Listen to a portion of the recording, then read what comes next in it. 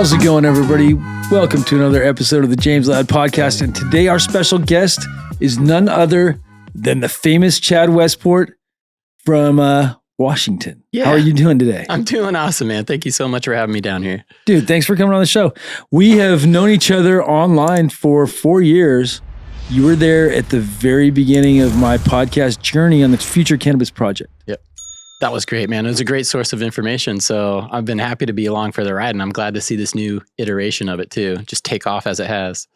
Yeah. So you spent a lot of time on podcasts, because not only on my podcast, but everyone else's podcasts and shows on the Future Cannabis Project, you were always in the chat. I would jump in and you would be there. Yes. And you've been a big supporter of the show. And before you had a podcast, I remember saying, Chad, you should probably have your own podcast, man. You're really good at this stuff. And now you have your own podcast. I think you're doing big things. Yeah. Well, thank you, man. And, hanging out in the chat was fun because that's where the community is built. That's where we learn so much from each other. That's where we meet new people. You've got a great audience. So yeah, it's always fun hanging out in the chat. Yeah. I mean, this show is built around greatness. Besides myself, I think our guests are amazing. And our producer, the guy who produces the show, he does an amazing job. And then our client base, the people that watch the show, they really bring a lot to the chat. Mm-hmm. They're the ones, the guests come on the show to be able to talk to them and to get their stories out. And we've had some amazing guests, and I'm just a catalyst for this whole thing. Really, at the end of the day, as podcast hosts, it's not about us. It might be the James Loud Podcast or the Chad Westport Podcast or whatever, the James Loud Show. But really, our job is to be able to help the guest tell their story. And that's the beauty of the podcast, is we get to hear these. I get to hear in the first person, get to talk to these people, and they get to tell me their amazing stories.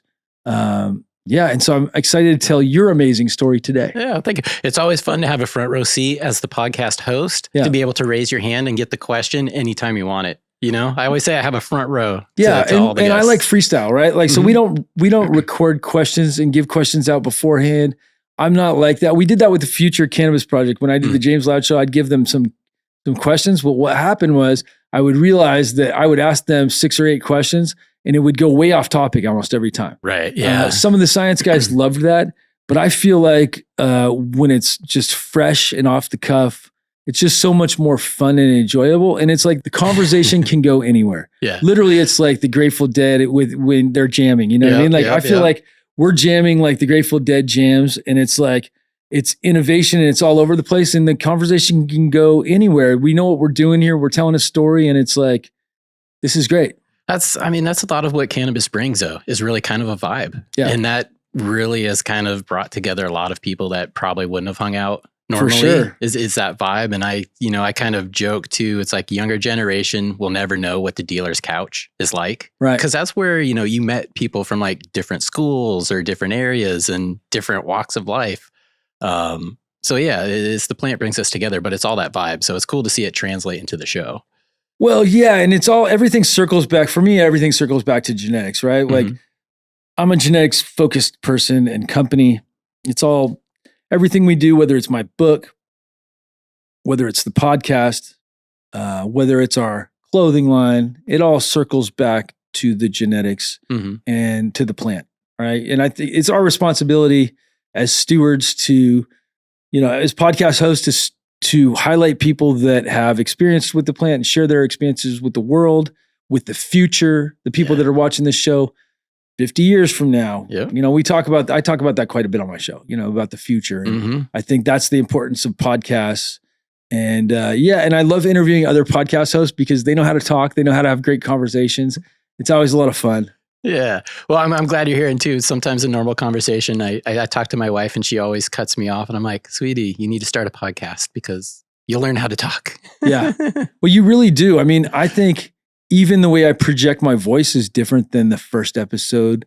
When I first was doing podcasts, I feel like I know how to speak better, which is a strange thing, but I know how to conversate better for sure. And I've always been good at letting people talk and not interrupt over some podcast hosts, not naming any names, but some of them love to interrupt and talk over. And it is what it is. But you get you get a little bit of everything with different podcasts and different podcast hosts, but I really want to hear the story from the guest. And I also, while they're telling their story, I'm like, man, what should I ask them next? And that's what gets me excited too. Like, man, so I learned this about this person. And if you write the questions before, you don't get that, right? So like, you can go in the middle and you're like, whoa, well, I want to know more about this person. Cause you can always ask them, well, when did you first start smoking? You know, like generic stuff like that. And that's okay. And sometimes you need to do that to get into some of the deep stuff. But, we've gotten to some really cool stuff on this show. We've had amazing guests. I think you liked our Christmas special so much. I love the Christmas special. That you won a hat. I did. You did. I won a hat, and you know what? I brought it all the way back with me because I want to hand this hat over back to you to wear again this December and give out some more gifts to people. And who knows, hopefully the person that wins next year or this year will be on your show next year. That's awesome. So thank you. Thank you very much. We will be auctioning this off. It has some hair from Chad in here. Oh, boy. The one of one. Santa's hair. 1 of 1. Yep. 1 of 1. This is the original one. We're going to have to just keep this thing going. That's amazing. Yep. So thank you very much. We have some stuff exciting going on for Christmas. I have some big projects that I'm going to be working on for the next year. Some big breeding projects with SF Canna and Planta. Nice. Okay. With both of those companies, we're doing some projects. And then my buddy's company, Hushel. So I'm doing some reversals and sharing pollen and pollinating stuff. And so I think 2025 is going to be a pretty friggin' amazing year. I'm looking forward to it. Yeah, you got to set yourself up this year for the busyness of next year. Yeah, I mean, I'm always trying to set myself up for the success of the future. I think if you're not planning ahead, then you're behind. I mean, talking genetics and breeding, I mean, how many years ahead are you in your head right now as far as what you want to do? I mean, we do so much more work than we can. So we do let's say we just do 300 outcrosses a year. Okay, that's a lot. We lot. can only test a small percentage of those, right? To properly test them. Right. It's one thing testing them and just pop, we pop 1 of each one, they're good. We pop 10 of each one, they're good. Yeah. But to actually pop them, grow them out multiple times and go, this is the winner from this is the winner from that.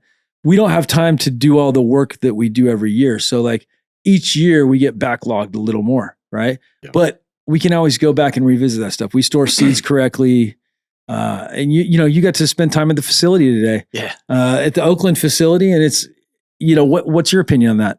I loved it, man. It's been a while since I walked into a warm, just dank smelling room full of plants, and something that I used to do, but I haven't done for a while. So it was really cool to see the way that you have it set up. Again, I'm primarily like a home grower. Home growers is where I spend the majority of my focus, the majority of my attention. Yeah. You're going to be doing things different when you have a larger space. And it's always fun to come in and see what is being done, how it's being done, what plants look like. I learned so much working commercially of just how to handle plants in itself. Right. So being able to come in and see a facility like this is great because in my mind, I'm always like, how can something that I see here apply? How can it help somebody else? That's where we get a lot of the information we learn. Yeah. So we put you to work today. We were going sexing plants. We're in that stage of the pheno hunt where literally we're going in and trying to pull out all the males from the regular seeds and observing traits. We're looking for stuff that's, also stuff that's taken off where we got really tall plants and really short plants and trying to determine what's what right now. And it's an exciting time going into flower because it all goes into flower at different days, even though it's triggered on the same day. The light is triggered doesn't mean that plant will actually go into flower 2 or 3 days later. Some of them it's a week later. Some of them it's 10 days later before you're really able to properly sex them. And like some of it is with the stability of the plants. Some are longer flying varieties that just take longer to show their signs. And then, we're looking for hermaphrodites. That's the next thing. So we're going through those rooms every day, pulling males. We found a Zodi male today that was really cool. Big shout out to Leo Stone, Aficionado Genetics. Leo's a badass and I love his genetics. And I got a male that looks pretty killer. Like the structure's great. And the stem rub was really cool. Yeah, that was fun. Again, kind of just going through the room and looking at some of them because there was the observable traits of some just weren't there yet, while others were fully letting you know what they were. Oh yeah, and some of them that are really unstable, you'll get 20 plants that all look different. And some stuff they look identical across the board. They look like they're the same thing. And so those plants are all really healthy. And I feel like if you can keep your plants really healthy, you can grow them properly. That's the best way to make them express so they show different characteristics. People that just grow mediocre, they have a problem getting the plants to express properly. Then it's really, the pheno hunt is that much harder when you're not able to grow the plants really well. And there's a lot of varieties out there that, I've heard of that if you don't grow it right, you're not going to think it's the real thing. Yeah. And so that's sour diesel. Yeah, it's a big part of it. A lot of people, they rush to work with something before they get good at growing. Yeah. And if you're ever trying to do any kind of selections, you really have to get that growing part down. It's so important to the end picture. Well, yeah, there's so many guys that want to be breeders and they just want to make seeds. And it's like, man, that's great. Making seeds is great. It's cool. And I think everybody should do it. But I also think it's more important to be a good grower and cultivator than it is to be a seed producer. Like you'll be a better seed producer and grower and breeder if you know how to make the plant express really well. You understand plant health, optimal plant health, how to keep your plant healthy all the way, and then drying and curing, that's so important. And if you don't have those things, how are you really going to be able to pheno hunt? So building up those skills and then breeding should just be a natural transition. It shouldn't be like, I need to learn how to breed so much. Like because a lot of that you learn on the cultivation side when you're doing that. It's a trip though, because I think people get excited about breeding and they're like, oh, I want to be a breeder. And it's not as glamorous. A lot of stuff also seems very glamorous from the outside. And you're like, oh man, these guys are doing this or that. And it sounds awesome. And a lot of it boils down to, do you really like data collection? Do you really like examining plants and comparing and taking notes? And you're doing, at the end of the day, you're doing a lot of A/B testing. And you're like, okay, is this better than this? And why is it better than this? And so it's not just, oh, I found the next winner and I'm going to be rich, right? Some of those, there's like that philosophy is kind of gone anyway. Yeah, I see more people now that it's kind of shaken out, that there's more people willing to put in the work, willing to recognize the work. But you mentioned data collection too. It's like on a small scale, craft scale, home scale, tent scale, we have to work with observable traits. So when we're pheno hunting, it's like, was it a heavy feeder? How did it like water? Whereas, if we were bigger, we could use things like sap analysis and soil analysis to really determine, is it truly a heavy feeder and what in particular is it heavy in? Yes, but you can just throw all those tests away because at the end of the day, the effect and the taste are the two most important things.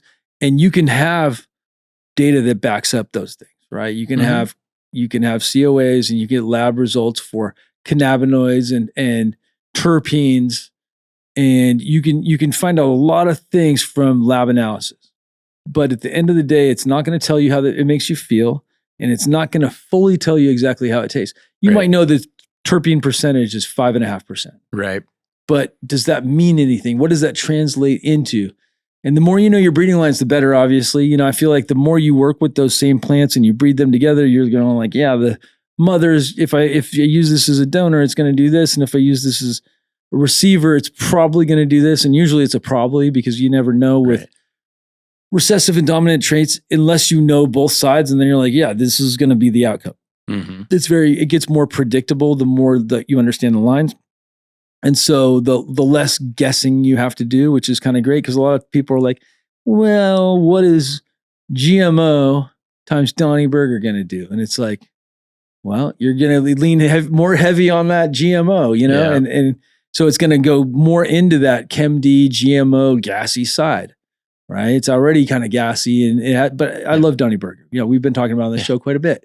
It's a good one. It's a good one. I've actually had that one. So yeah. I'm huge into the extracts. Flora and Flame, they gave me some and changed my mind completely. He gave me some flower. I wasn't impressed. He gave me the extract. I was like, some of the best I've seen. Okay. Yeah. That sometimes that changes it. Sometimes the concentration, I almost think like the isolation of things can bring out the different nuances.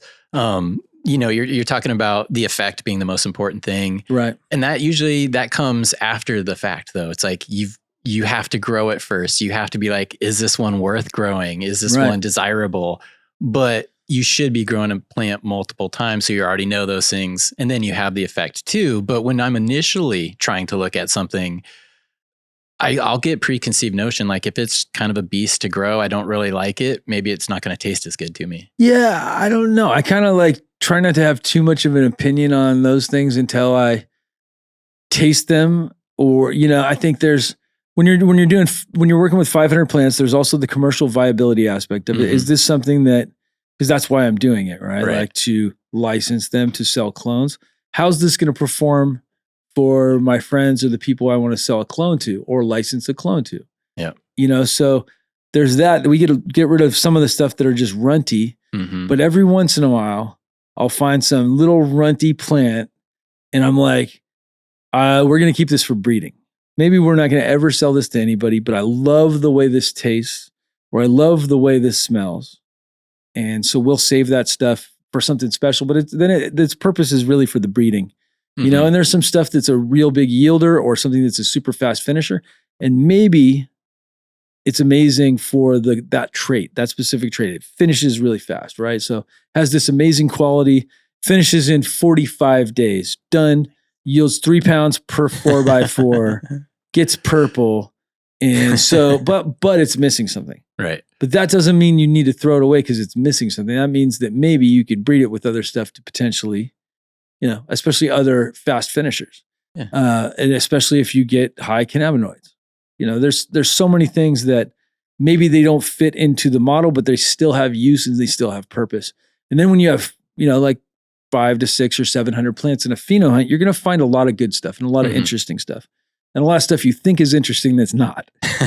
So I see that a lot where I'm like, ooh, I get excited about something and you never know. Yeah. And, personal opinions too. Some of my favorite things I've had, it's not the first jar that's empty out of some of the things that I put on the table. So that's all subjective as well. The jar test is always the true. It's the best test. Yeah. Sometimes it'll break your heart, but it's the best test. Yeah. And I mean, it's like with my friends too, it's like, which ones are they coming back for? Which ones are those, which one's everybody asking for? Yeah. Yeah.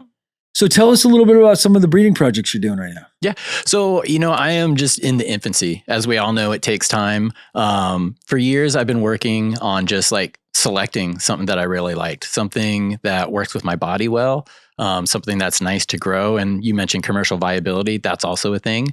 So I want to be able, I know that if I find something that works great for my body, it's going to help other people. And for me, that's just the real intent behind it. Yeah. So I've found the ones that I like, some things that help me.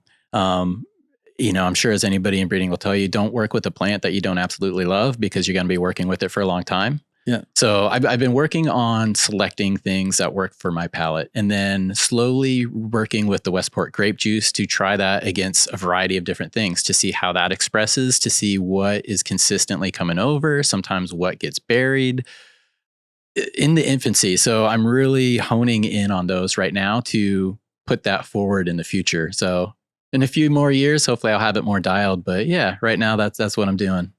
Yeah, well, these things are long-term projects. It's not instant gratification. And that's why you get so much gratification out of them when they go well is because it's a lot of these projects take a long time. I mean, you've been working on the Westport grape juice for a while. Yeah, for at least 3 years that you can document. So, and that's, that's another really fun aspect to me is in the offspring. It's like when you're so familiar with the plant and you do make seeds with it and you're able to look at the offspring, you're like, oh, instantly that is you. And oh, that is you. And that's a fun part of it for me too, because ultimately with selection, that'll help you get back to what you're trying to really get to. Feeling like you're part of the family. I love it. That's awesome. You know what I mean? But it is like that too, because you're like, oh, where did this come from? Because this is kind of strange. I'm not seeing this from either one of the parents. And all of a sudden we got this weird plant. Yeah. Or today we found a really cool thing. Yeah. We found in a feminized seed lot, we found a male plant. Out of a progeny of feminized seeds, there was a full male. And it was my ZBX times grape gas. Okay. And so that's the first time I've seen that in a while. Nature will find a way, though. Nature will find a way. Or was it pollen that came in on someone's shirt? Or who knows? Right. But we're going to send the test over to my Flora, and they're going to sex test it for me. So we'll look at the chromosomes. That'd be great. I'm excited to get those results and let you know how it goes. But yeah, that's, it's like, I'm glad we caught that. Because if it was all feminized seeds, I wouldn't be as worried right now in the stage we're in to look for males. I'd be more looking for herms in the next couple weeks. Right. right? But because there are males in the room, I go through every plant and we sex every day. We're going through there and trying to find signs of males. And I love that part too, because then you really get to know your plants. You do. Again, hands-on, what is it? The farmer shadow is the best nutrient a plant can receive. Yeah. I know I'm butchering that, but that is somewhat along the saying. But it is totally true. You know, it's the more plants you have, the harder it is, but it's still definitely possible to get in there every day. When the more you put in, the more you get out of it. Like if you don't spend enough time, you might have time for other things and then you neglect your room. But what happens is if you have a male and you have a 20 or 30 light room, dude, you are going to have a lot of seeds, a lot of seeds, and maybe you'll get some interesting stuff out of there. Maybe. But also when you're pheno hunting, it's really hard to say that this is the expression that I'm going to get when the plant's not seeded, because that's just not the case. You get a different expression from seeded plants. You know, I've heard that. I can't conclusively say myself, but yeah, you know, I've kind of heard that.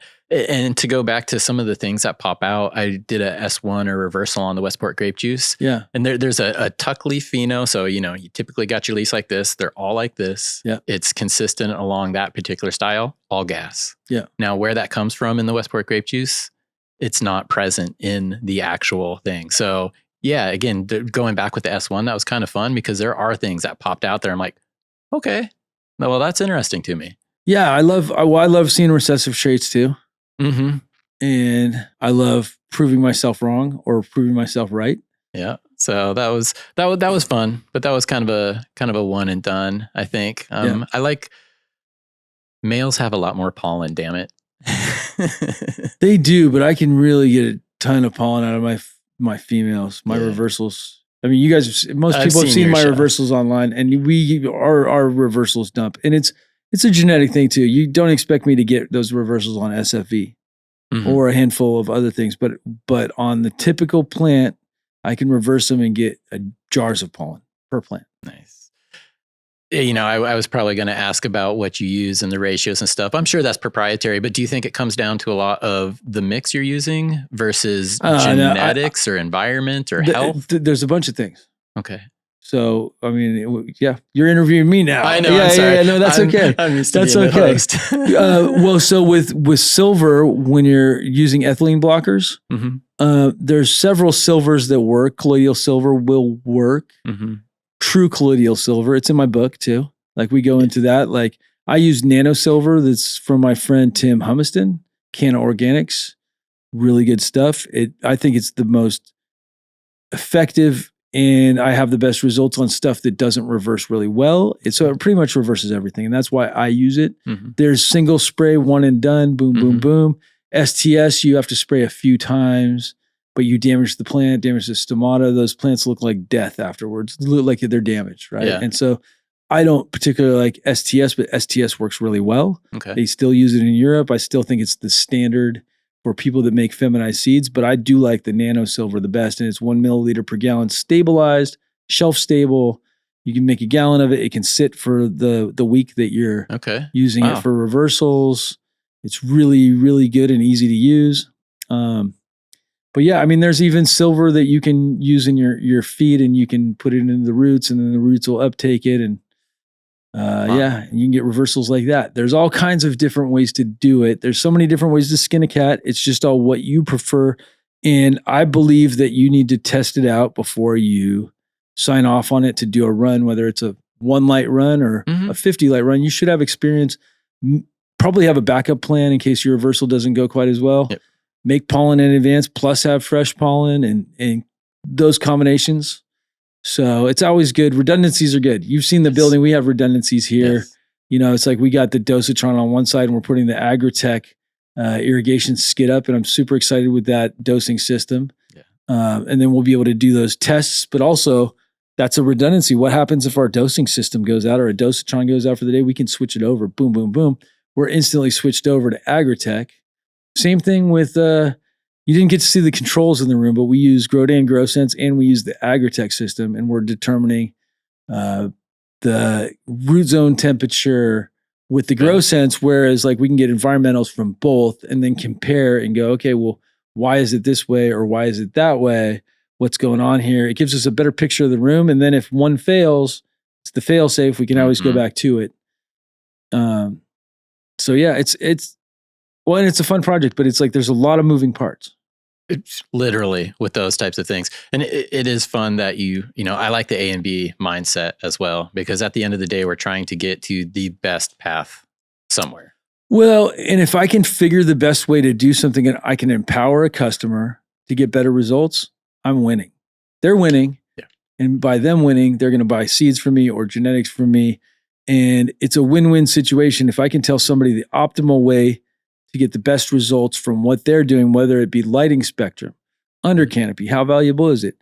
I'm doing some tests right now with the Favens. We're doing the Favens with the light lifts, and we're doing for seed production, but also doing it for flower. And I really like under canopy. I think it's a game changer. Plant health, plant vigor. Also, you do less work, but I feel like the plants just look healthier. And the bottoms and undercarriage that don't get enough light, now all of a sudden you get a lot of light down there and you get bigger yields. Are you, gosh, I'm about to interview again. I'm sorry, but I'll just cut to saying this is the first run where I'm experimenting with some side lighting and under lighting as well. Just because I typically, I'll lollipop pretty hard. I'll get rid of that stuff. Nobody likes to trim larf. No. So yeah, I mean, the future's bright, literally, especially with under canopy. So yeah. But yeah, big shout out to Faven and all the guys that are doing under canopy. Favens who I use. I like Faven. And then we got bug lights now. I don't know if you saw the episode with Grandmaster LED. Yes. Yep. Yeah. So they're sending some bug lights out. We're going to be doing R&D with them. I'm super excited. I think there's so much potential, and we're just now tapping into some of this stuff. Mm-hmm. The potential for bug lights that'll kill spider mites or help control spider mites and thrips. How can you not want that? That sounds handy. And there was a few years ago, a ring light that the guy would say you put on top of your bucket. Now, he said it was all proprietary. He couldn't tell you how it worked. It had to run at night. So there were a lot of questions about it. And at the time, I remember getting poo-pooed because there were a lot of logical questions of like, well, how close does it have to be to these bugs to affect them? How about the duration? But that seems to now actually be getting vetted out to something that's really a practical system. Yeah, Thomas that was on the show, Grandmaster level Thomas. Yeah, he's a OG, and I'll tell you how the lights work when I use them. I'm excited to test them out. You got to try. And I think the potential for it and UVC and all these different things are great. We'll see. You don't use it for that much, and the fact is if I don't ever have to spray my plants, that's the best IPM ever. Yeah. But we basically don't spray because we're a closed loop system until we have to spray. Right. Hydrogen peroxide, we'd use a little bit of hydrogen peroxide, but other than the hydrogen peroxide, we try not to spray. I don't want to sell sprayed clones if I don't have to spray them. Right. If it's part of our IPM regimen and we find out that we need to do that in the future, we'll do it. Mm-hmm. But as of right now, we're a closed loop system. Everything's from tissue culture. So everything's coming in clean. Right. And that's the game changer. I try to always preach like cultural controls or cultural IPM, because that, as just like a home grower, it's easier to be reactive than proactive. Larger, I understand proactive because you have a large investment to take, but I personally would not want to put some things on my plants. And so that's always what I encourage is, again, good cultural controls, all the things that you've done today. Yeah. But you can get very far with that. And I think ultimately that affects the outcome of the flower as well. Right. It's not going through as much. For sure. Testing for hop latent viroid is so huge too. And popping seeds anymore, you got to test all your seed progenies for hop latent viroid, especially if you're getting them from other people. If like we're using tissue culture to make seeds, right? So our tissue culture seeds are not going to have hop latent viroid. I can guarantee that. Like that's something we will guarantee. If it's from tissue culture parents, from both of them, I will guarantee that there's no hop latent in there. That's one thing we're committed to. And so starting in 2025, you're going to see all our seeds are made from tissue culture moms, tissue culture parents. Nice. Nice. And so that potentially spreads less viroid and virus. And there's so many other things. I mean, we just talk about hop latent, and that's one of 50 things that the plant can get. It is. And, ultimately over time that does kind of bring down a crop or just, destruction. That's the beast of it is it's not always immediate. So you don't necessarily know. I mean, how much of this industry is actually infected with HL, with hop latent? More than 75%. Yeah. Yeah. And right. We're all still in business somehow, but we're it's having called to find latent ways for a reason, right? Yeah. There and we so go. It may express on one limb, it may express on one plant, it may express on one section, one row, or the whole room. And until it's stressed out, sometimes it doesn't express at all. Mm-hmm. And so some people are like, well, I got it beat enough. It's like you do until you don't. And that's what so I have a couple friends that basically were the ones like, it's not that big of a deal. And now my buddy's like, fuck, we're fucked. And now I got to pay. I have 250 things I need cultured or cleaned. And it's going to cost so much money and it's crazy. And those things happen, dude. And it's like, you're good until you're not. Right. And unfortunately, a lot of people wait until they're not before they try to resolve the issues. And so the issues are, it's like, how do I solve the problem? I treat it before it's a problem, right? So if you can do preventative is worth every bit of its weight in gold, especially with hop latent viroid and the potential we have for tissue culture and banking in tissue culture and to be able to grow your moms from tissue culture. That's huge. And there's a lot of people who are like tissue culture this, tissue culture that, talking negatively about it. I hear some of those people now, but it's like, they're not seeing the bigger picture. It's like, we're talking about virus and viroid prevention. Yeah. And if you can not have it in your system at all, if you have a closed loop facility, you're never going to have those problems. Right. And if you don't have those problems, you're not going to lose the money that you would have if you had those problems. And every day, the product gets cheaper and cheaper. Mm-hmm. It's more competitive. And I just want to empower, because we're a genetics company. I don't cultivate. I cultivate seeds. Mm-hmm. I cultivate for seed production and for pheno hunting, and that's it. I work with people that produce flower. Right. And right. To me, that's a really, the flower side, the cultivation side is much harder to monetize these days. Unless you already have an established brand or you create the best of the best flower, you're in competition with so many other people that are producing pretty good flower, and the price is so cheap that they can charge so little. It's very competitive. And I see a lot of people struggling on that side. The word craft has always been tossed around for, as long as I can remember. And that's just kind of small scale. And for a while, that seemed to be where some of the quality was. Yeah. But a lot of them, at least in Washington, seem to be bought up. There are still ones that exist, but there's a lot of consolidation. There's a lot of large players, but hopefully if we do go federally legal, or at least the gates are open, I hope that's kind of like the return to the craft. It's almost, it's like what was once underground is now above ground. And a lot of times that will rebirth another underground. It didn't work for disco. So hey, EDM, EDM. Well, no, but disco was in the 70s. Yeah. Studio 54. Oh, yeah. Once disco was, they have that saying, once disco was gone, it was never the same. And I don't think cannabis will ever be quite the same. I mean, I love that you're positive about it, and I try to be very optimistic and positive as well. And I don't think boutique or craft cannabis is going away. Hopefully it'll only get bigger and better. And hopefully they'll allow interstate commerce, because that's like the biggest one. It's like, man, some of my friends, they grow amazing flower. If they could just sell it in all 50 states, they would be crushing it. Yeah. Absolutely crushing it. There's a lot of places, a lot of regions that have really good stuff. But, once it becomes such a big commodity, it's not going to be as valuable as it is. So again, you're going to kind of have to love it. In the middle, it's not. On the extremes, there's going to be the extremely cheap and the extremely expensive. Yep. We see that with the NorCal Nemo and some of these brands down in LA and New York. The sprinkle sprayed, whatever stuff. Whatever. I mean, I'm not one to judge, right? Like if people want to buy it and that's their choice, it's like, I'm not going to hate on them at all. They're they've done it, whatever. It may not be what I smoke, but I'm not going to like knock it. Cause if that's what you enjoy and you think that's cool, then fucking right on. Cause it's weed, right? Yeah. There's all kinds of people with all kinds of motivations though. Yeah. And you hopefully you find the ones that align with you, but there's some that absolutely don't align with you in the same industry doing the exact same thing. And to the outsiders, you are one and the same. Right. So yeah, there has to be a differentiation, but it takes time, man. It takes the lover. It takes the true connoisseurs to care. Yeah. So I'm getting my hats, make weed green again. That's for the election 2024. That's awesome. Yeah. I mean, I think we need to go back to green weed. We need the green flower. I can't wait for the green flower to make a huge comeback. It's starting to. People are starting to get more into sativas. I spent some time in Humboldt too, so I'm like, these people know weed. They like they like stuff that's not just lemon cherry, stuff that's not just purple. And there's nothing wrong with purple. That's mostly what I breed. Mm-hmm. That's most of the stuff I'm working on right now. And those rooms you were in today, 80% of that is going to be purple candy.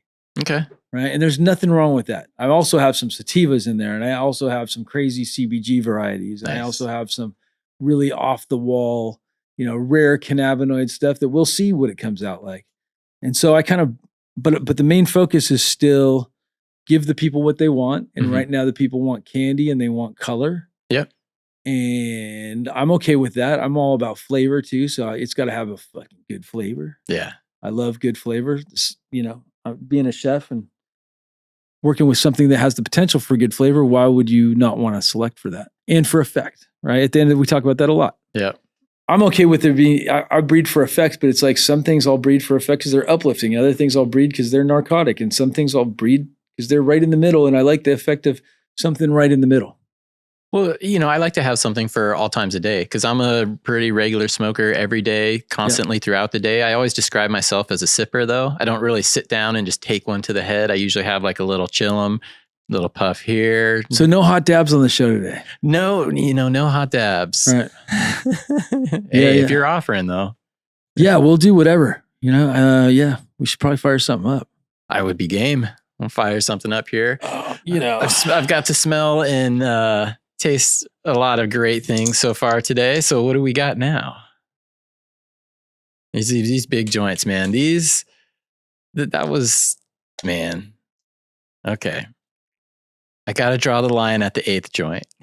Like only 8 today. Yeah. One of the things, you always hear is, it tastes good the next day. Yeah. Like if you're rolling a joint that big and that you have to fire it up the next day, roll a smaller joint. Finish that fucker. I don't know, man. I'm okay with firing it back up. It's like something like this. If I'm in the mood, I will sit and puff it for an hour. Right. But if I'm not, I might puff it for 30 minutes, put it out. Sometimes I'll come into work. Yeah. And I'll smoke. Or whatever at the house. Like I'll smoke something that's already there. And I'll also do it just to see if it tastes good. And if it doesn't taste good, obviously I won't finish it. I'll fire something else up. But if it still tastes good and it's like some either candy or some good OG or some funk, I'm like, oh yeah, that tastes great. It makes me want to smoke because the flavor is so good still.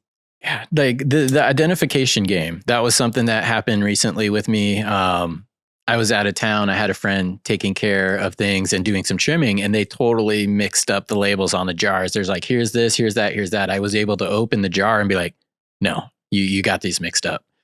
That's an important thing with flavor too. Like I always say, if you do come back to it, you should be able to identify it. And if you can't, maybe that's not worth keeping around because that's, all killer, no filler is kind of what I like to try to get to. There's so much average out there.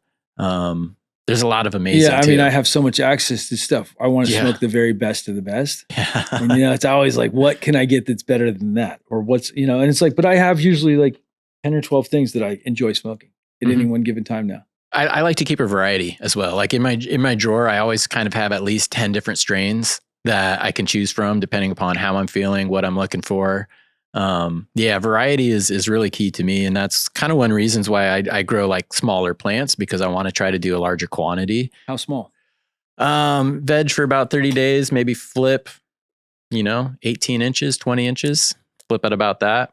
But I'm also when I've been going through things, I've been selecting for shorter, squattier things that don't have as large of a stretch. Because again, if you're growing in a smaller environment, you're growing in a tent, you don't want things with large stretches. I've grown some sativas in there that just absolutely took over the tent, but I have kind of a purpose and a specific goal in mind. So yeah, I let them maybe get a little bit taller than some other people, but I'm also looking for ones that don't stretch a lot.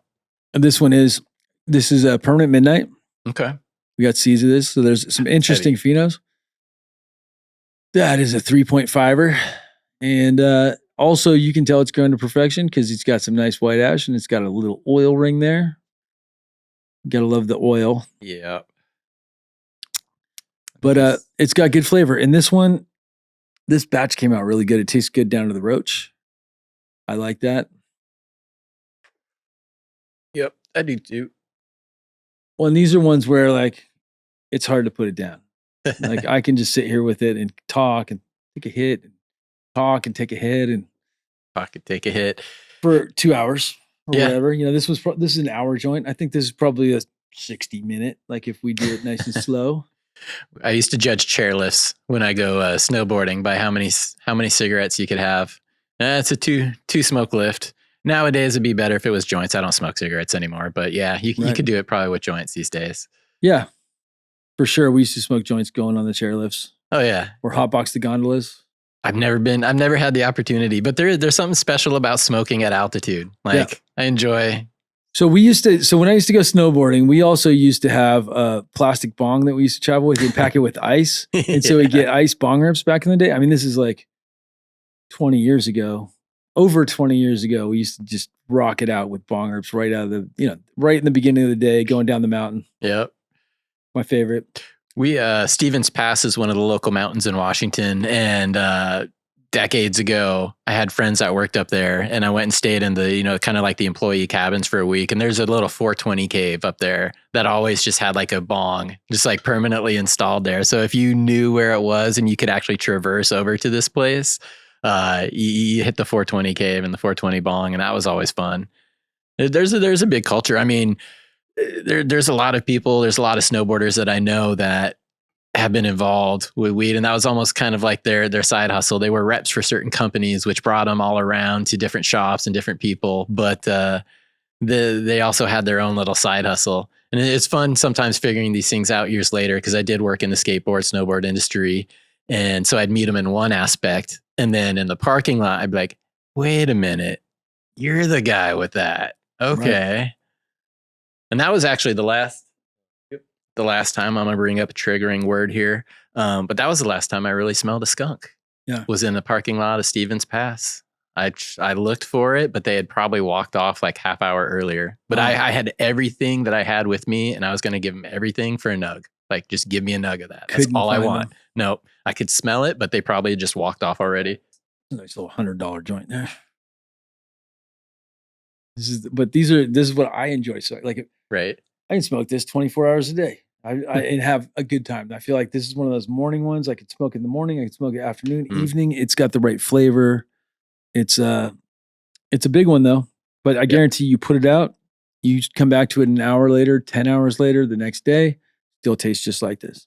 Damn. Yeah. Okay. That's impressive. It's an advancement. That's one thing that, at least I think that legalization has brought is there's so many more flavors, so many more profiles. There's more, but I remember smoking weed that was like this good. Yeah. Back in the 90s, right? The cat piss to me was like this. We'd smoke joints of cat piss and literally smoke them the next day. And they tasted good. No cat piss roach ever went to waste. We would smoke them down. We would take it and put it in bongs at the end. That last little roach, break it out of the paper and smoke it in a bong rip. Yep. Before we would throw the cat piss roaches away. And it was $60 an eighth straight up. And that was the skunkiest weed back in the day, though. It was like foul skunk, ammonia. Did you appreciate it for what it was at the time, or was it this hindsight of like pining for it that you're like, I appreciated it so much at the time. Okay. I think it was so amazing. And I was in disbelief that it could taste so good and all the way down when you smoke it that you could have flavor like that. And it really sparked my curiosity and set me up for the person that I am today. Because I also realized that I talk about this a lot on my show as well, that ugly weed is not necessarily, the stuff that doesn't look good isn't necessarily bad. Yeah. It might have an amazing effect, but a lot of people today think it has to look good too. And we had the ugliest stuff ever was the best stuff back in the day. So I never want to like look past any of the ugly. Well, we want to go through and smoke everything. Yeah. And the commercial viability side is cool and important, but sometimes some of the stuff we want to keep just for ourselves too. Yeah. A lot of the product, I mean, if we're just talking flower, doesn't actually make it to the consumer's eyes. Right. Whether it's getting concentrated or put into a joint like that. Like the consumer never sees what that flower looks like. People that help me pheno hunt they never see it either. I give them joints. They get joints like this. There you go. And the reason is because I know what the weed looks like. I know what the flower looks like. I know what the structure looks like. I know what it smells like too. I would really like to know what it tastes like and what the effect are. I think those are the two most informative pieces of information that somebody who's trying to help you do selections can do for you.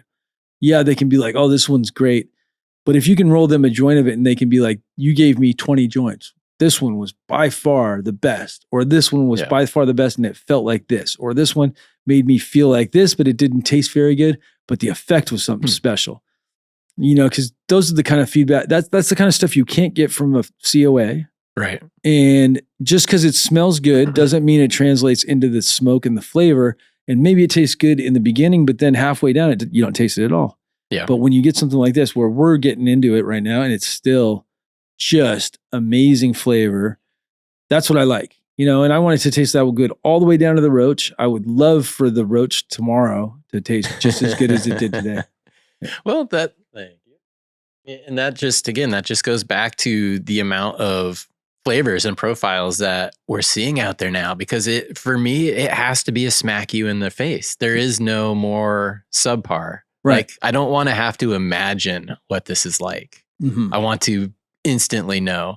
I mean, we all have that influence of like, asphalt or whatever, but I want it just to smack me in the face. And there's a few profiles that do that. So it's funny because you're talking about asphalt, and earlier today we had the asphalt pheno of the GMO banana Skittles, and that is the most asphalt I've smelled in a long time, where it straight up smells like hot asphalt that's just been poured. Mm-hmm. And it's like, it's funny because when you're going through different selections, things remind you of childhood or past memories. Yeah. Those are the things that excite me the most. And that's why I love doing this. That's one of the things that I love the most about going through rooms, is when you can find something where it's like, ooh, fresh, hot asphalt. And then in your mind, it's like, when you start thinking, when did I smell that last? And, but it's like, I've smelled that a bunch over time throughout my life. And there's so many little things like that. Green tea. We got a green tea plant the other day that smelled straight like green tea. Wow. And I love all that stuff. I love it when they're unique, and I love especially the different ones. Mm-hmm. Fried chicken. Yeah. That's a weird terp, but it does exist. I mean, I was smelling one earlier, and it smelled just like the rubber dolls, like when you were a kid, not like like He-Man characters, but there's a distinct. You've been smelling Barbies. Barbies smell different. But it's there's a bit of nostalgia with it, and music too. That's totally. It brings you back, man. Yeah. That's such a cool thing when you get a connection to the plant. It sparks something in the brain, and it becomes special. Well, and the thing, like with pheno hunting, if you do it right, you're spending a lot of time with those plants. So like as they're progressing and as they're going in from a vegetative plant into flower, you start seeing the subtleness and the changes, and it comes on very quickly. And sometimes in other things, it's very soft and subtle. Things that you notice are like very subtle after it goes into flower. And then it's like, okay, well, we have this structure, we have this or that, or these smells. And where you can have some that are, you take 20 things from the same progeny and they all smell completely different. And then sometimes you find those ones where they're all pretty much the same, or they're all shades of almost the identical same thing. Whether it's orange and one's a little more rindy, or one's a little more orange juice smelling, and one really smells like the fruit, and one smells like the fake concentrate. Mm-hmm. Because you can get that, or you can get some that are like, oh, this one smells like burnt rubber, and this one smells like a completely different type of gas. That's sometimes the terminology too, I think, gets into place. It's funny. It reminds me of a friend. He always says nuances. Yeah. Like that's his answer to most everything. But there's like different levels of like grape, know? Is it candy grape? Is it a wine grape? Is it what kind of grape is it? So is it like wine grape? Sparkling? Is it, there's grape juice, there's Concord grapes, there's a grapefruit roll up. Yeah. You know what I mean? Like there's all kinds of exciting. There's grape candy, like a grape Skittles, because I think of grape Skittles. I don't think of Skittles as all just Skittles. I mean, there's the candy, like when someone says that, I think of the cultivar. Right. But if you talk about grape Skittles as opposed to green Skittles, like that, to me, those are distinct. Yeah. So, and then with grape, it's like there's a bunch. There's a ton of bunch. And especially when you compare it to wine. I said a ton of bunch. I'm making up words there. But, it's funny. But with things like grapes and with oranges that are complex and there's so many components of them, because there's even the zest, right? Like, yeah. You go into the zest of an orange or whatever. It's interesting. I got, it's a good joint, by the way. It's pretty strong too. It's ton of bunch strong. Yeah, ton of bunch strong. Ton of bunch strong. It'll get you there. I feel like, this is one that checks the boxes, right? It looks beautiful, smells amazing, tastes good. Mm-hmm. the effect is just over the top. I feel like it's good and it comes on pretty strong, and then it just kind of goes nice and even. So like flavors. There's so John Grow Space Killer, shout out. He backs up my Westport grape juice, and he actually this last Dabadoo that they had, he took second place with the Hachimaki grape juice. It was a combination of his 818 headband, and the Westport grape juice. And interesting enough, like he was able, obviously he had to get analytics. So I have, like data and stuff for these now, but their terpene profiles, exactly what they had, the percentages, they matched so closely, but yet when you try them as individuals, there is such a difference. But he's starting to talk about the nuances of blending. Well, they're super. Oh, that's awesome. I like blending rosin. Yeah. But if we talk about nuances, there's also, we talk about the white papers from Abstracts Tech that were released this year on flavorants and thiols and sulfur and these things. And they're measured in such minute amounts that maybe on a COA, it looks like they're similar. That's okay. That's what I was trying to. That's okay. Not on the table. Right. DNA. That's fucking hilarious. But with these things, there's such small amounts that they might even look like it's very similar, but like they can be completely different, but in different concentrations. And a lot of the COAs that we're looking at, there's no thiols on there or flavorants or anything. They're not testing for any of that, right? So we're not getting the whole picture. No. And then compared with the cannabinoids that give you the effect, then it's like, but over time, we're going to collect a lot more data. Yeah. And that's what I'm excited about is all this data collection. It's like, especially when you can compare it to effect, because a lot of people, their labs or whatever, they can compare all this data to more data, but then can you really compare it to an effect? Because once we can start telling you, okay, makes me feel like this or makes me feel like that, then you can have some observable data information that I think is very valuable. That's the key to a $1 billion industry, though, is when you can get that single serving effect. Yeah. Like they figured out with beer, how it can affect the majority of the population. You can't do that with cannabis yet. Like we haven't figured out the single serving dosage. Because beer pretty much does the same thing to everybody, and it makes you not very good at driving, right? Yeah. Cannabis makes me a better driver. I don't drive high, usually. Never. Allegedly. Never. No. But especially when we're talking about like being too impaired to drive. Mm-hmm. If you're a regular cannabis user, you're not impaired. Like in that sense, some people might say you are.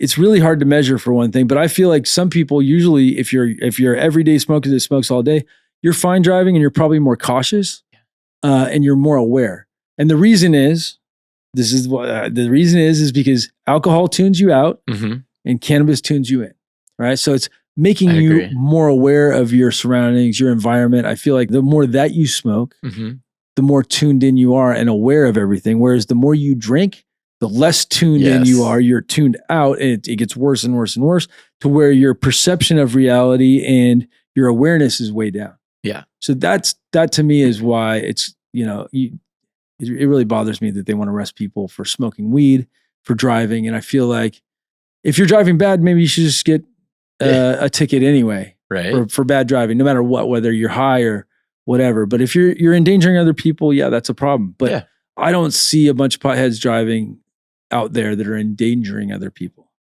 No, and you're right. A lot of people do pay more attention when they're doing that. There is a line, like there have been a few times where I'm like, I'm not going to drive at this moment, but I'll wait until I get there. If anything, it has just made me more aware of what I'm doing. But there's no, again, you can't quantify that sort of intoxication. Like a grandma smoking that, not a regular smoker would be hurting. Somebody who is a regular smoker is going to be just fine. So if the same amount of THC is in the blood, how do you define that? And that's a big problem. I had a friend recently in another country get pulled over and they do blood draws there. That's something they can't really do here, or at least in Washington. Yeah. But he was smart about it. He said, please give me your sobriety test. Because he gave him the field sobriety test. He passed with flying colors, but he knew that his blood was going to indicate he was intoxicated. Do you know what country this was? Vietnam? I do, but I don't really want to say. Okay. Yeah. Canada. For sure it was Canada. No, I'm kidding. but yeah, it's interesting because there are countries like that where I've heard of people getting arrested for having cannabis in their blood. Mm-hmm. Yeah. Yeah. Right? Which I think is absolutely crazy. Yeah. I think it makes the world a better place, not a worse place, first of all. That needs to be the first point of discussion. Yeah. Second of all, it's a hell of a lot better than alcohol and tobacco for you. So many things. Those two things those are legal and those are very widely accepted by people, especially in the US. But cannabis, the majority of people, I think, they think it's okay. But there are still some people that are like, oh man, that's just the worst thing ever. But those people will be gone someday. They will, and they're getting closer every day. Mm-hmm. I really go back to Charlotte Figge and the Sanjay Gupta special. Like, I really think that special changed the minds of a lot of people, or at least it made it harder to deny. Once somebody sees, there's all kinds of ways to use cannabis. Yeah. But there's a lot of medicinal ways that people can use it. And that was one of them. And if you can kind of watch that and still think that it's a bad thing, I just think you're an a-hole. Yeah. So yeah, you're just a bad person. Yeah. I really go back to that point because that's when we got a lot more medical. But sorry, cut you off there. No, that's all right. But yeah, I mean, it's interesting that to say someone shouldn't be able to heal themselves or heal their children. Yeah. There's something wrong with that person that says that it's not okay for plant medicine to do that if they're not hurting other people. Mm-hmm. How can you say that's bad? But so many people saw that. And if you haven't seen it, you probably should go look up 60 Minutes and Sanjay Gupta and cannabis. You type that in Google, you're going to see it. And it's just a life-changing thing. It changed my parents' mind about cannabis. Me too. Yeah. More than anything, I think that one interview changed my mom's look at the whole thing. Yep. And I don't know, her views on it weren't great before, but definitely after that, it's like hard to deny that, it's not a bad thing. And it's how it's used too. We've discovered the endocannabinoid system through this in the 90s. Yep. And the endocannabinoid system is probably one of the major targets for most pharmaceutical companies right now for a range of different things. Yeah. If we didn't know about THC and we didn't try to figure out where it was working, we wouldn't know about that. So there will be pharmaceuticals that come from the discoveries that we've made because of cannabis. There already are. If that's, Marinol and that, but if that's what people want to take, then fine. But give me the right to have the origin. Yeah. Plant medicine, just plant itself. GW Pharmaceuticals, they're definitely on the cusp and have been working with pharmaceuticals and making, what's the CBD, THC? The Epidiolex. Yeah. So the Epidiolex is the one that came out for the Dravet syndrome, which is what Charlotte Figge had. Right. I think they're behind Sativex as well, which was just I think it was a sublingual. Yeah. But Jazz Pharma in the UK has since bought GW Pharmaceuticals. Yeah. And they're coming out with all kinds of stuff. Dr. Ethan Russo, who was, I don't think he's with them anymore, but in the GW Pharmaceuticals, he's the one who ran like the clinical trials and the double, triple blinds for the Epidiolex. Right. Lives up in Washington.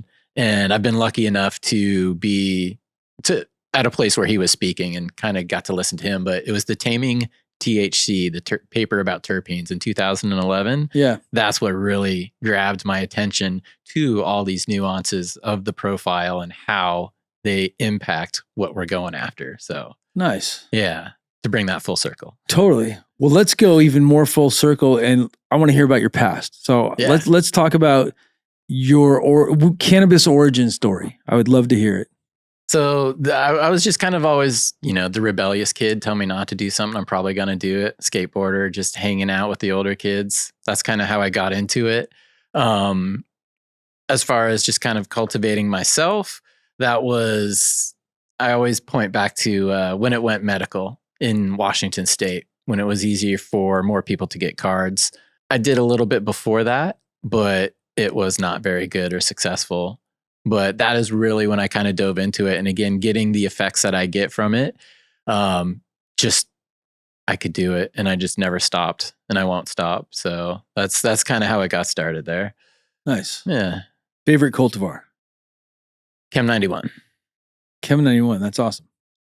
Did you see the Chem 91 I got here? It's Chem 91 Cross. Yes. From Flow Gardens. Yes. There was a lot of very nice smelling things. Yeah. For sure. Oh yeah, Chem 91 game changer. Mm-hmm. The article I just wrote, actually, there's a big chunk of it that's in Soft Secrets. It's about Chem 91 and the importance of Chem 91. And yeah, I think people need to hear that story over and over so we don't forget it, because a lot of times people forget history for whatever reason. A lot of history has been forgotten. You know, and we're on the shoulders of giants. All of us that are here today, every single one of us is standing on the shoulders of other people's work in this industry. If you were in this industry working for cannabis as a steward of the plant, you're working on the shoulders of the giants that came before us, people, a lot of unknown heroes from the 60s and 70s, people that were doing the Lord's work because they loved it. Yeah. That we'll never know their names. You know, some of these people that did the real stuff, but yet we are able to work with their plant and things that they created that help push the plant forward. Pretty cool thing. You know, when you put it into perspective like that. It absolutely is. And it's important, like podcasts, to record this because so much bad information gets repeated. Like I do writing for a few different companies. And so I'll do my research and they always will send me links of, you know, like basically what the competitions article looks like. So look at that, do something freaking different. Yeah. A lot of times I see the same spelling errors. Like there's a lot of copy paste out there. And unfortunately, that is the information that is most front and center to a lot of people who are looking for that type of information. Yeah. So it's important to really nail down these details and talk to these people and preserve those stories, because I always say AI is going to suck at cannabis because there is so much bad cannabis information out there. That's what it's going to scrape, and that's how it thinks it works. So cannabis, I don't think is going to get AI, or AI is not going to get cannabis. It's a really good joint. In the beginning, it won't. Right. Well, but in the end, it will. When you train Skynet with your systems, for sure, man, then we're in trouble. But just don't turn to the dark side. I mean, I don't think it's a bad thing. I think we just need to know the true stories, and I think we're all, you know, we all have the opportunity to do amazing things with this plant, whether it's being a producer for the James Loud podcast, or whether it's being Mendo Dope that sings about cannabis, or podcast hosts, or people that are cultivating, or extract artists, or the writers like Angela Baca, Jimmy Devine, Greg Zeman. He's another great author, and these guys are just amazing authors. But they're doing their contribution that all is working synergistically with what we do, and we're part of this bigger community. But even like, it's even bigger than just the community, right? So we're the cannabis community, but we're part of this something that's so much bigger. And it's, you know, and it's like, I love talking about that kind of stuff because it makes me feel good to be part of something so much bigger and kind of know my place in the world, or whatever, or at least feel like I know my place in the world. It's part of the culture. And it is when, you know, it's fun to see other people succeed. Yeah. And when we work together, we succeed a lot more. That there's something about the collective, just like the collective consciousness kind of working together. Yeah. Cause you know, like going back to being a DJ, like I was listening to a song up here, you know, driving, and there's like some songs every time that just like give you the feels, like, you know, that like the arm, you know, the hair on your arm stand up. But it goes back to that moment as like the DJ who's just like about to drop a record for the first time. Yeah. The crowd kind of like hears it coming in. They kind of hear the tease. You like hold it off for a second and then just drops. And like everybody in that room, regardless of where you came from, like what you're into for like that split second, has that just fucking, just like have it moment. Like that is so priceless. Yeah. And that comes from kind of the culture. And that's kind of what we're trying to do. And a lot of people are doing it. Yeah. Don't pay attention to a lot of the negativity out there. It's always going to exist. That's just kind of life, but they are good people. And working together to sum it up quickly, but working together is a great thing, man. For sure. Well, yeah. And I love the synergy of collaborations, and, you know, synergy is a great thing. Like having you in the chat and then having you on the podcast, right? Awesome. And seeing you back in the day, like supporting the James Loud Show. It was like, you were a big supporter of podcasts, and you were the reason that I did podcasts back in the day. Yeah. People like you that were watching, that were tuning in. We had like some crazy 4,000 people live on some of those episodes from all around the world. And you got to give credit to Peter for doing such a good job with the Future Cannabis Project. I need to get him on the show. Yeah, that would be a rad interview. That would be a rad interview. Dude. Yeah, he's a good dude. And but yeah, I mean, we have an amazing opportunity right now, all of us, because the thing is times are going to get better. Mm-hmm. Times are also going to get worse, and then they're going to be better again. Yeah. And when they're good, we need to remember that they won't always be good. And when they're bad, we need to remember that they can be better and they will be better. And, but it takes this whole community, this collective consciousness to really put forth the effort to make it better. But there's so many good people. Yeah. There's some bad actors, of course. Yeah. With whatever you do, there's always going to be bad actors. Yeah. But as a whole, there's still a lot of good in the community. There's people that believe in this plant for the right reasons. Yep. And that's why I'm here. That's absolutely. It keeps me motivated and happy to work every day, and it's like, I have a great place where I can come work and enjoy my time. And I've set this place up to where I come and I like being here all day, and I don't feel like I need to leave to go somewhere else that's more fun. Right. Well, it's the same reason too, why I followed you the entire time. It's you going back to the vibe thing, you try to catch that same wavelength, but there's a lot of people that were there with me on those shows that are still in your chat today. And that's like a community, that you've built and that we've all connected to with over time as well. So we got a lot of new ones too, man. We got some really great people in the chat, it's like, and then Rue, he's amazing. We went out to Reggae on the River, it's like, I love that. It's like, these are legendary stories that, we'll be able to tell our grandkids. Yeah. And so, but yeah, just part of this community that's so much bigger than ourselves. Yep. So what do you have on the horizon? On the horizon, just the chadwestport.com. That's my website, but the Chad Westport YouTube channel, that's where they'll find most stuff. And I do, a lot of live shows. I try to talk to a lot of home gardeners because I want to answer some of their questions. I always say, I just want to get people growing. There's a million ways to grow. I just want to get you growing, and then we can talk about other things. So that's what a lot of the live shows are. I've been doing the Dope History, which is kind of like we're talking about, talking to some of these people who might not be known by today's people, but absolutely should be. Keith Stroop, Tom Alexander, Wolf Siegel. We've had Jorge Cervantes, Ed Rosenthal, people that, they know those people, but there's other people that they don't know, but preserving the stories are so important. And then I always like doing the seed collector show too. And we're seeing more and more James Loud packs pop up on that. So it's awesome. Yeah. We love genetics. So what was the best interview that you've done since you started doing your show? Wow. That's a great question. It's hard to really pick a favorite.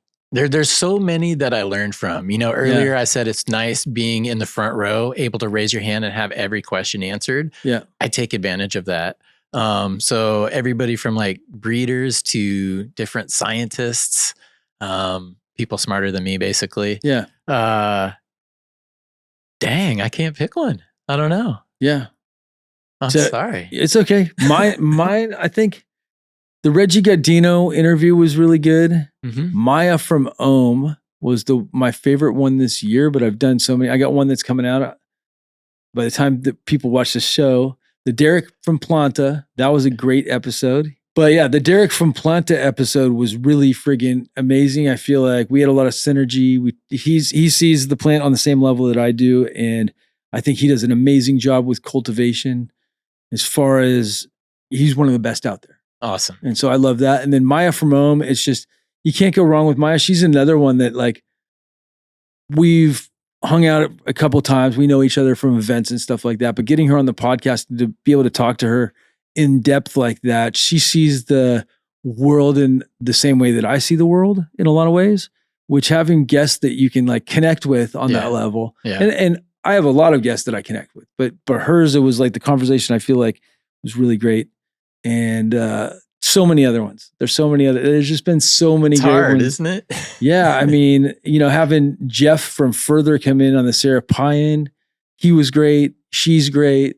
That was a fun interview. And the funny thing about podcasts is I really like interviewing two people almost more than individuals. And I feel like there's something about that energy where like you're just shooting around and you're talking to both people and it's just a little faster paced and it just can go in different directions too. Cause now instead of 2 ideas, we have 3 ideas, and that can take us anywhere.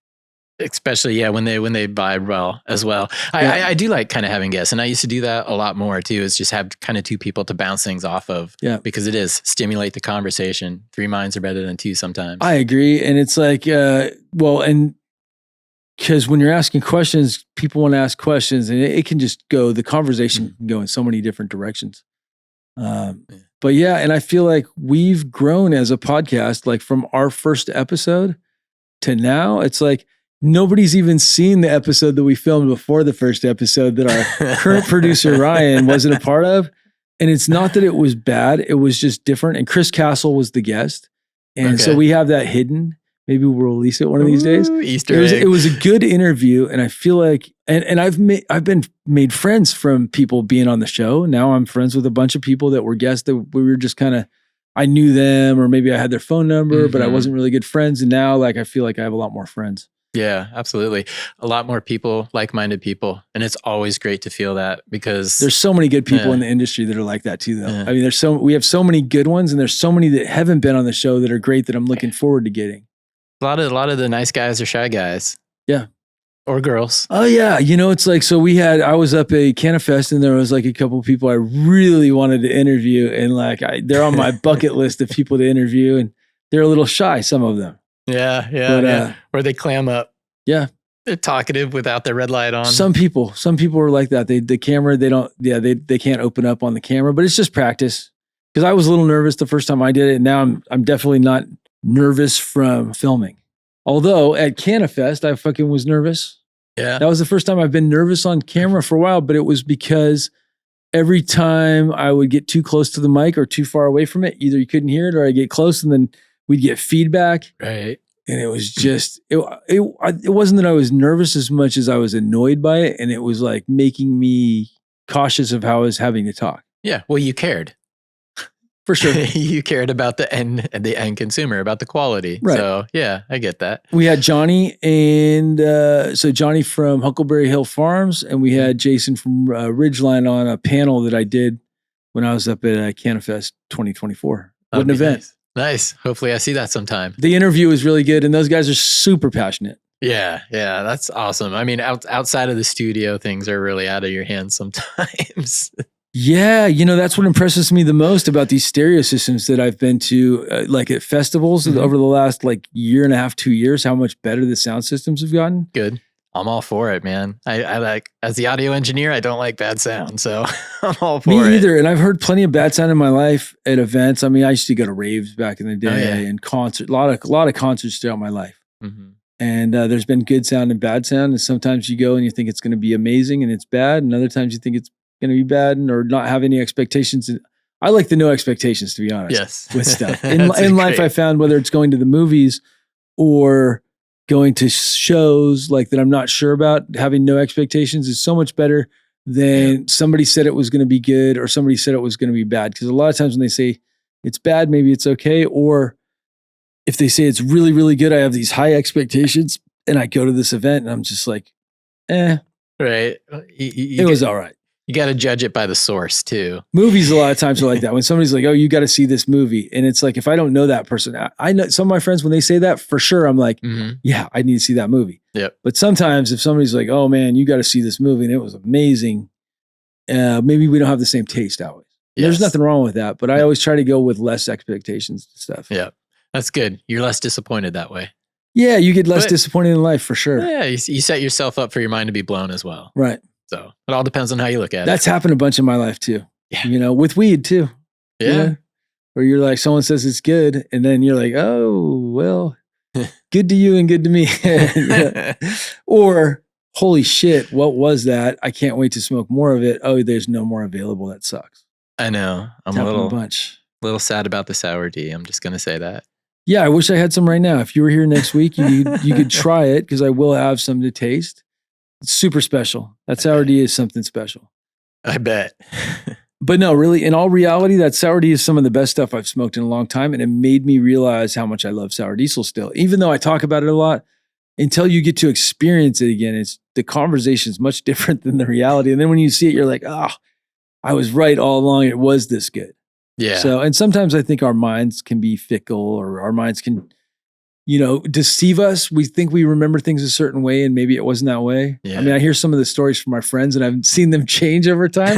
I hope that's not that way with me too. You know what I mean? I always think, fuck, I hope my stories don't change as much as some of my friends' stories. Right. And I don't know I think a lot of it's accidental, but your mind maybe remembers stuff differently as we get older. And yeah. And a lot of this, we weren't really thinking, or the people weren't thinking they needed to remember it. It wasn't important at the time. So yeah, we were drinking way too much at the time, or whatever it is. Right. Or high on this, or, I've definitely done that. That was a very good joint. I think I've said that 3 times. So it was pretty good, right? It's at least 3 stars. That's a 5-star. Yeah. We didn't have to put rosin in it. It's the size of a hash hole without the hash hole. Very nice. That would probably destroy me if I went for one of those. Again, like back in the day, that was all I could afford for like 2 weeks at a time. Yeah. Like you got to make that 8th get by just a little bit here. Would you just take like a couple hits a night, or how would you do it? You'd take a pack bowls of it and then smoke like a pipe? Yeah. I mean, prototype, flashback to that. The little chamber pipes that you would have, you try to keep your resonated piece in there. Yeah. I got my prototype over here. Nice. I'm all about prototypes. Hell yeah. They still make them. The real ones. They also make the knockoffs, which suck. Okay. I wouldn't smoke a knockoff. How can you tell? Well, don't order it off of eBay. Order it from prototype.com. Like literally, if you order it from prototype.com, you're not going to get a knockoff. If you order it anywhere else, you're taking risks. Yeah. Even in head shops, I don't know that I would trust it. I would order it directly from them, prototype.com. Classics. I love it. I love supporting the brand. They're OGs, small business. Nice. They're the type of people we need as a community to support. Yeah. And I'm trying to get them on the show because they have the best stories. Company like that, it's like they've been around since the 70s. They were in San Francisco. They were up north in NorCal, which I think they still are. Cool. And those pipes are made from brass, and they're legit with that little poker that's on those. And you need the poker, you have to. Yeah. Yeah. The little rubber tip on the end. Totally. We used to have screens in them, right? And I don't use screens in my pipe anymore. Never, any of them. No. Whether it's glass or whatever, I don't like screens. But did you go to the hardware store and take the screens out of the sinks? No, I took my parents' screens, and they still don't know that I took the screens out of the sinks of the house, but I took the screens out of all the bathrooms. Why is it run so funny? Yeah. Yeah. But yeah, I mean, that's where we used to get screens when we were younger. All the things we put into our lungs. Yeah, I think, and we're okay. Yeah. We turned out okay. Turned out fine. We're doing podcasts, so we're okay. Reasonably intelligent today. Yeah, I don't know about that, but for me, I have my moments, and as long as I'm cold plunging, typically, I've been taking a break from cold plunging, by the way. You're taking it. So, yeah, I moved to a new place, and so now we're at the new place, and I'm waiting to figure out what I want to do for cold plunges. But I took about the last 2 months off, which is a big step for me. So, especially since the very first show that we did, I've been doing cold plunges, and then all the way straight till about 2 months ago. Yeah. Like almost every day. Are you excited or afraid to do the next one? No, I'm not. No, I don't get afraid of that. Okay. Cold water doesn't scare me at all. Neither does heat, none of that stuff. But I do like cold water. And I mean, I could go in a cold plunge today and I would feel great right now. Like just thinking about it makes me relaxed. Come surfing up with me. Come surfing. The real cold water. Yeah, you don't need a wetsuit. You'll love it. I'll die without a wetsuit up there. I can go out for like a good 10, 15 minutes and then freeze in place. Yeah. Because how cold is the water out there? You're looking at 50s?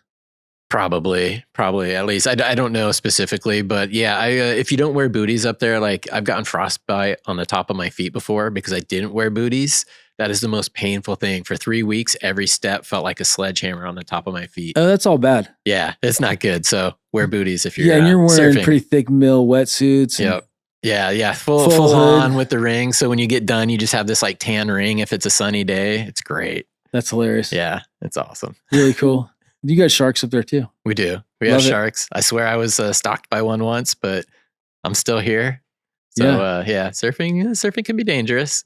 Yeah. Definitely. You got to respect the ocean. Got to respect nature, but you got to respect everything. That's the problem with the younger generation. I feel like shake the fist. Lack of respect. Damn lack of respect for the ocean and everything else. Yeah. Respect is huge for sure. Yeah. It's amazing that the older you get, the more you realize your impact and how treating things a certain way is better, not only for yourself, but for other people as well. Yeah. But if you want to be selfish about it, just do it for yourself. Yeah. It's the same end result. Yeah. Yeah. Some people don't respect how strong cannabis is. And then they eat a 500 milligram edible. Dude, that'll ruin your day. That'll teach you some respect. Yes. Like literally. Okay. So if people are looking to find out more about Chad Westport, where can they go? Thanks, man. Instagram, chad.westport. There is the website, chadwestport.com. That's where you can find different links to the writings and different video series. And those video series will take you over to the Chad Westport YouTube channel. So that's where people can find me. Those are really the only 3 places I stay. So how about your seeds? Where's the best place to get your seeds? Website, chadwestport.com. Yep. Awesome. So you go there, pick up some stickers, pick up some t-shirts, whatever you guys want to do. Yeah. That's where you'll find the beans though.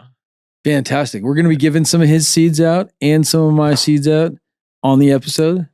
So I hope you guys enjoyed the chat, and thank you for tuning in.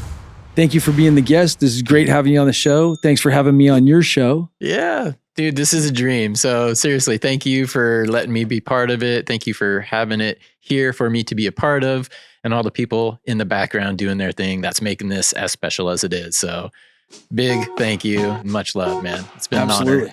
Thank you.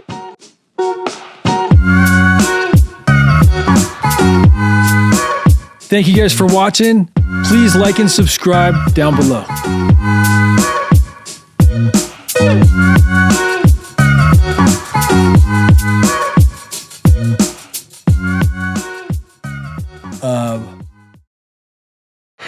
It's not just... Dude, we got way too high. Like yawning on the show.